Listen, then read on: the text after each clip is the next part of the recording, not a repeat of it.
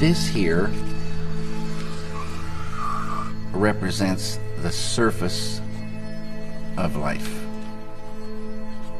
Surface. And we see surfaces, surfaces. And about 300 years ago, scientists, they started wondering, what was this wood, and what was this metal, and what was it really? So they start looking into matter. So this side is matter, and this side is mind. Mind and matter. And the scientists, they discovered molecules.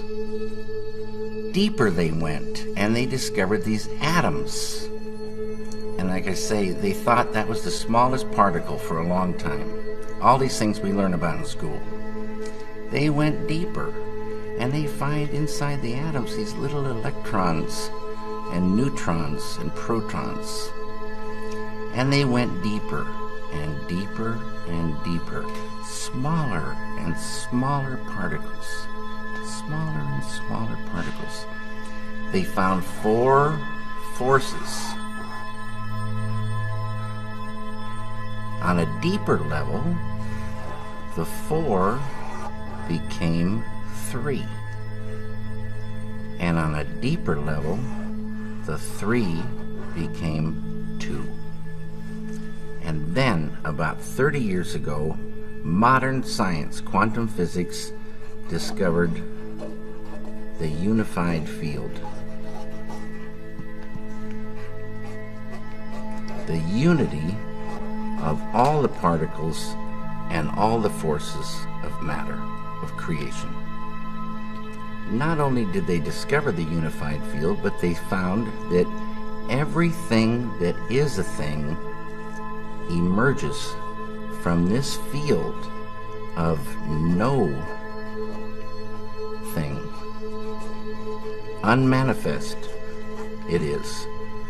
Unmanifest. It is no hyphen thing, but all things come from it. Anything that is a thing has emerged from this field of unity. It's oneness. The scientists know this exists, but if they wanted to get there, you can't get there. It's unmanifest. You can't walk into this field. But any one of those scientists could practice a technique, transcendental meditation, which, remember, true happiness is not out there. You're given a mantra. A mantra, a very specific sound, vibration, thought. Very specific. It needs to be life-supporting at all deeper levels. And that mantra that you're given, that Maharishi gives, the key that opens the door. The mantra turns the mind within. Turns the awareness within. And you naturally dive. Why is it natural? Because each deeper level of mind and each deeper level of intellect has more happiness. And the deeper levels of mind and deeper levels of intellect correspond to deeper levels of matter. At the borderline of intellect, you transcend. Transcend is the key word. It means to go beyond. You're going beyond field of relativity, duality, experiencing oneness. Pure, unbounded, infinite consciousness.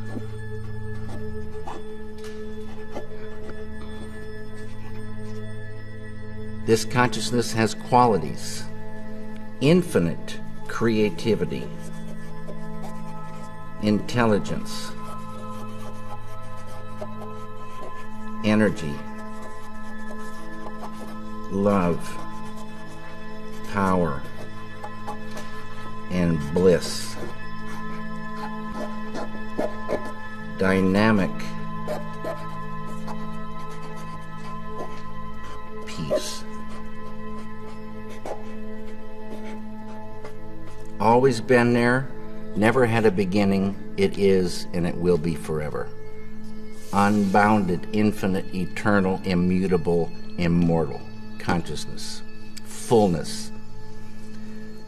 Any human being can experience this easily and effortlessly with Transcendental Meditation. Transcendental Meditation is just a vehicle to get you here. When you experience this level, you enliven it, and it grows in the individual. So if you started with a ball of consciousness this big, everyone has consciousness. Consciousness is the way to understand consciousness. If you took it away, you'd see what it really is. If there wasn't any consciousness, we wouldn't exist. And if we did exist, we wouldn't know it. It's the I amness of life. It is life itself.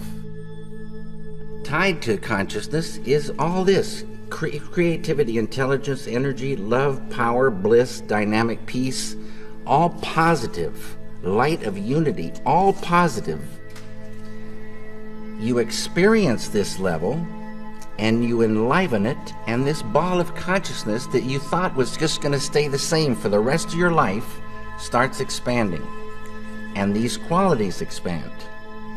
So day by day you're growing creativity, intelligence, love, energy.